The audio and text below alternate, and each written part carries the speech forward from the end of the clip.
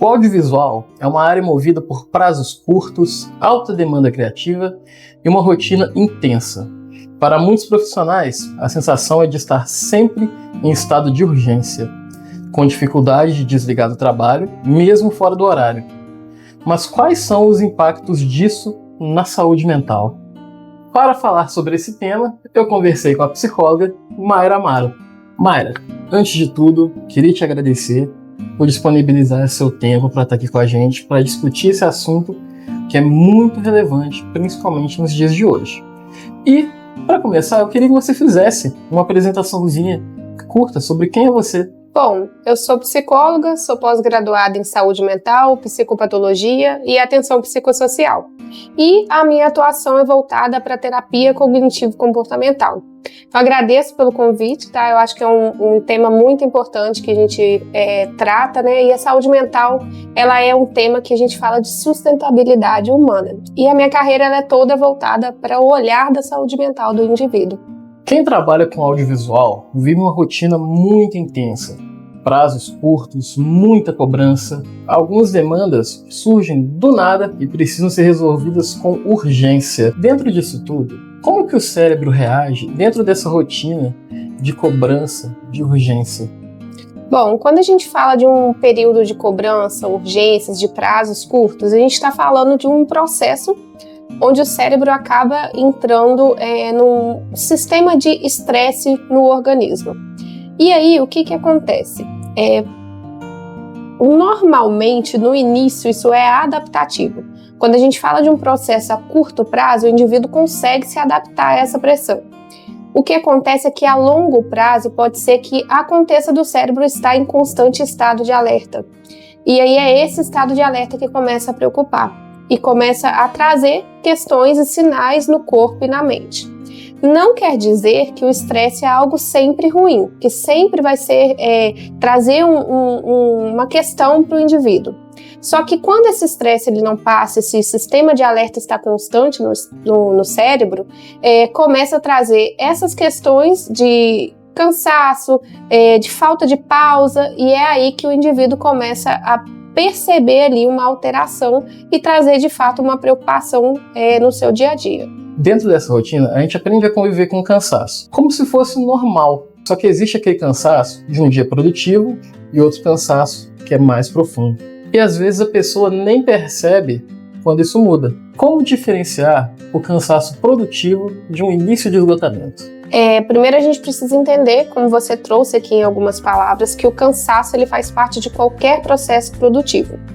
O que a gente precisa começar a prestar atenção é quando esse cansaço vem junto de uma exaustão, de uma fadiga excessiva, da perda do prazer do trabalho, e é a partir daí que isso começa a trazer realmente um alerta de sinais do corpo que esse cansaço já não faz parte daquele processo adaptativo que a gente percebe no indivíduo. É importante também a gente saber que isso não quer dizer que a gente está diagnosticando todo o cansaço como um cansaço aliado a uma questão de saúde mental, mas que é necessário que o indivíduo comece a perceber isso, a aprender sobre o cansaço, para que de fato consiga procurar um profissional de saúde caso necessário.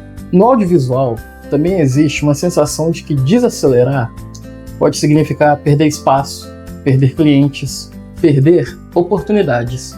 E muitas vezes isso faz com que as pessoas deixem de estabelecer limites por medo de prejudicar o próprio trabalho. Como estabelecer limites sem prejudicar a performance criativa?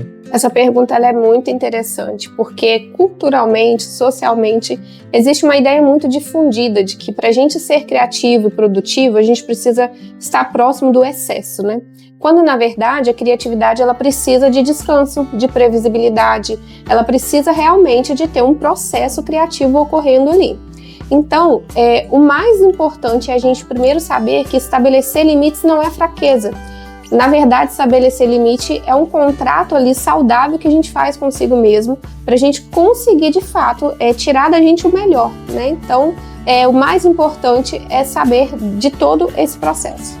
E os profissionais que buscam cuidar da sua saúde mental são profissionais que vão se sustentar com mais qualidade no seu trabalho. E tem um ponto que talvez seja o mais delicado.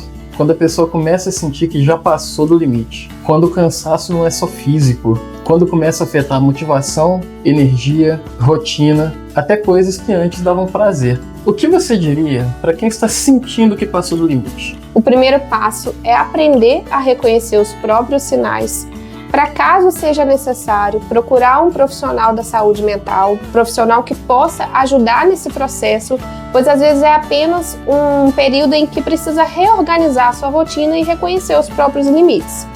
E é importante a gente falar também que cada pessoa percebe o trabalho de uma forma. Eu posso perceber o meu trabalho de uma maneira, você de outra. As pessoas que estão assistindo a gente vai perceber o trabalho em outro significado. E é por isso que a gente deve sempre avaliar isso individualmente, porque o meu sofrimento pode ser de outra forma, né? Vir a apresentar de outra forma, então a gente avalia isso individualmente e a pessoa, quando vai aprendendo a saber do seu limite, ela vai conseguindo encontrar um caminho. Ainda existe muita dúvida sobre terapia. Muitas pessoas pensam que só devem procurar ajuda quando a situação já está muito grave, ou acreditam que o que estão sentindo é apenas uma fase ruim. Como a pessoa pode saber sozinha que precisa de terapia? Normalmente, de uma maneira geral, né, é quando o sofrimento do indivíduo está começando a prejudicar ele em todas as áreas da vida, no contexto social, do trabalho. Esse é um sinal que pode ser observado para que esse indivíduo possa procurar a terapia. Mas a gente precisa lembrar também que a terapia ela está presente não só para as pessoas que estão com um grande problema, com um grave problema, né? A terapia também é um sinal de prevenção. Então ela vem para cuidar, ela vem para prevenir a saúde mental.